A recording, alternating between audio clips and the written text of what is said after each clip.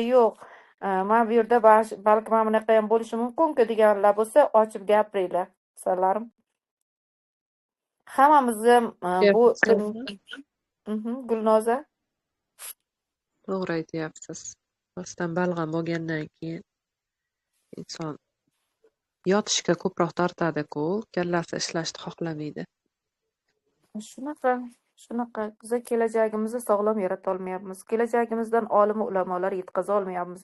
Mana shularni orqasida ertalabki gapimga o'shancha ta'sirlanganim uchun keling shu mavzuda kechga dedim jonli efir bugun o'zi yakshanba kuni yozib qoldilar o'zi ham. Mayli shuni jonli chat qilamiz-u, mana bir-birimizga ilm ulashamiz, bir-birimiz bilan maslahat mayli. Mani kanalimda ekansizlar, men boshligimda bo'lgan bilan hamma ham gapirishga haqli bu yerda. Chunki uzoq umr ko'rish sirlari asrlar davomida odamlarni haqiqatdan o'ylantirib keladi. Mutaxassislar fikriga qaraganda insonning hozirgi umri tabiat tuhfa etgan tibbiy muddatdan ancha kamda, juda kam. Nimaga deganda, agar barcha tirik mavjudotlar o'zining umr chegarasiga ega o'zi aslida organizm agar masalan ot 5 yil davomida o'sib rivojlanadi, 30 yil yashaydi. Tuya 8 yoshga yetganda o'sish rivojlanishdan to'xtaydi, jami 40 yilcha yashaydi. Inson 25 yil davomida o'sib rivojlanadi. Mana ko'ryapsizlar, 4-5 oyda o'sgan anaqa 30 yil yashasa, keyin yana tuya 8 yil o'syapti-da, 40 yil yashayapti. Biz 25 yil o'syapmiz. 25. Endi biz darslarimizda shogirdlarimizga o'tyapmiz. O'sha 25-30 yoshgacha haqiqiy yutuq nimasi mizoji rivojlangan tanaga aylanishimiz haqida. Mana shunda o'sib rivojlanishimiz, demak 25 yil bo'lgandan keyin, demak biologik mavjudot sifatida kamida 125 yil yashashimiz mumkin ekanda. Hatto ba'zi olimlarimiz 100 musaffo havoda, endi avvaliy bensinat agarcha havoda chang g'uborlar bo'lmasa, inson 1000 yil yashardi deb yozganlar. Lekin biza olimlar o'zi tadqiqoti bo'yicha 140-150 yil bemalol yasholar ekanmiz, tanamiz sog'lom. Tanamizning nosog'lomligiga, kelajagimizning nosog'lomligiga o'zimizning anglamasligimiz, o'zimizning mana shu hamma bizga eng kerakli ilmlarni anaqaga nima deydi, eskilik sarqitiga chiqarib qo'yishimiz o'zimiz aybdormiz. Hali ham bo'lsa tarqatishga, hali ham bo'lsa anglashga, hali ham bo'lsa buni targ'ib qilishga jiddiy jahd qilinglar deyman. Mana hozir ham 35-36 dagina odam eshityapti. Men o'zi aslida bugun kutgan edim 50-60 yuzlab odam eshitishini-chi. Menimcha bular hammaga kerak-ku. Nahotki men jon kuydiraman-u, boshqalar jon kuydirmaydi. Hammaga kerakli farzandlariga, o'zlariga, yaqinlariga, ahli oilalariga kerakli sohada jon kuydiryapman-ku deyman-u, lekin buni eshitadigan aslida-chi o'sha har doimgi 30-40 ta 50 ta odamdan boshqa hech kim yo'q. Inson organizmining keksayishi tug'ilishdan yoki hatto homilalik paytidan boshlanadi. Aslida inson organizmining shakllanishi tugallanadigan 25 yoshdan boshlab keksayishning boshlanishi haqida gapirish ham mumkin. Demak, odam yoshlik yillaridayoq sog'lom va uzoq umr ko'rish zaminini hozirlashi kerak. Bu haqda yoshlarimiz ayniqsa o'ylab ham ko'rmaydi, behudaga o'z kuchlarini kerakmas narsaga sarflayapti. Mana aytayman-ku, bizlarni shunaqangi ilmga dushmanlarimiz shu darajada ochilganki, butun ular kitobdan bosh ko'tarmayapti. Bizlarni avlodlarimiz, ajdodlarimiz qoldirgan eng katta oltindan qimmat ilmlarimiz hammasi ularda turibdi. Ular o'qib o'rganib, ongini kuchlaytirib farzandlariga singdiryapti. Bizlarni nima bilan chalg'itib qo'yibdi? Bizlarni sallarni tinglang. Kim mikrofonni ochiq qoldirdi? Mikrofoningizni yoping. Hozir o'zim yopib ko'rsam chiqib ketishadi kim. Ilm buyuk yo'ldir kirib olib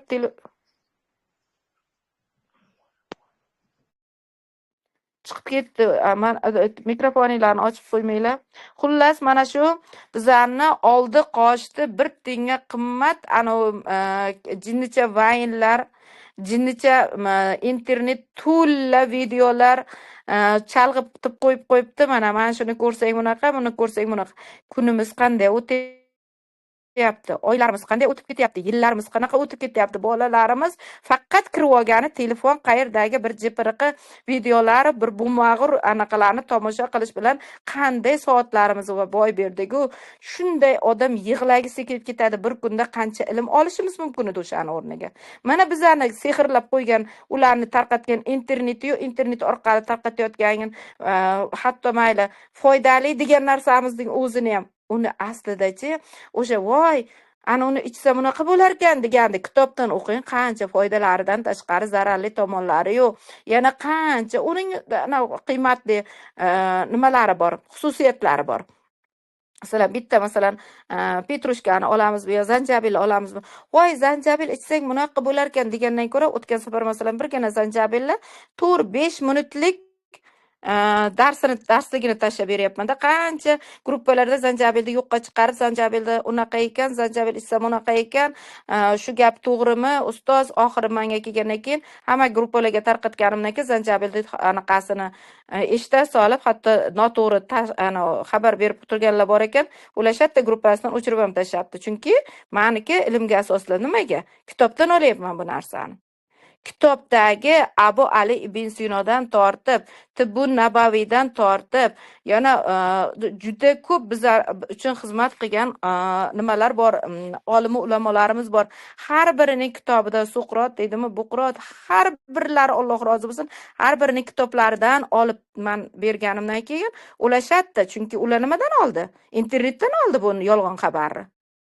Qani to'g'ri xabar internetda? Qani o'sha sizlar ergashayotgan, voy, unaqa ekan, voy, mana bunaqa ekan, mana buni ichsak bunaqa bo'lib qolar ekan. Mana o'sha 45 minut yo bo'lmasa 35 sekundlikni ko'radi deymanda, ana videochi, syomkachilarimiz Gulbahor opa, iltimos kesib tashladik, qisqaroq gapirmasangiz ko'rmaydi odamlar. Bo'pti, o'zlaring bilasizlar deyman, qo'ydi ketdi.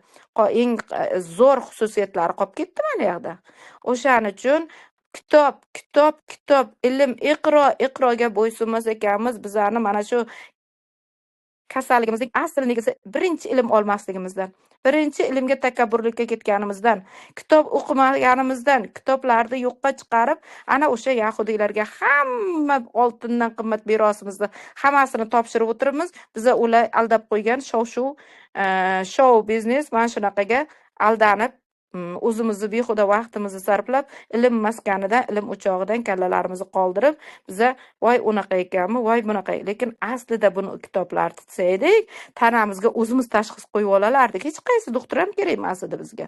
Hech qaysi ustozlar ham kerak emas edi. Hech qaysi shifo maskanlari ham, laboratoriya, analiz, atvetlar hech qaysi kerak emas insonga. Agar kitobni o'qib, tabobatni bilgan insonga-da. Ana o'shaning uchun ham biza qay darajada nimaga ketdik? Endi mana bir sizlarga Shayxur raisi ozgina nimalardan nima qilaman. Ovqatlanish uchun oshqozon va ichaklarning yuqori qismi oldin iste'mol qilingan ovqatlardan xalos etilishini, haqiqiy ishtaha paydo bo'lishini kutish lozim. Birinchi sog'lomlikning negizi to'g'ri ovqatlanish bo'lsa, ikkinchisi sport, gimnastika, yo'misa o'sha mashqlar har qanaqangi nafas mashqidan tortib, o'sha umurtqalarimizni o'tgan safarlar ham aytdim, internet to'lib ketgan har bir a'zolarimizni mashqlariga ana internetdan foydalansak, hech bo'lmasa shu foydali narsalardan foydalanaylik. Internet to'lib ketgan to'g'ri ovqatlanishga nutritsiologlar haqiqatan zo'r ishlayapti.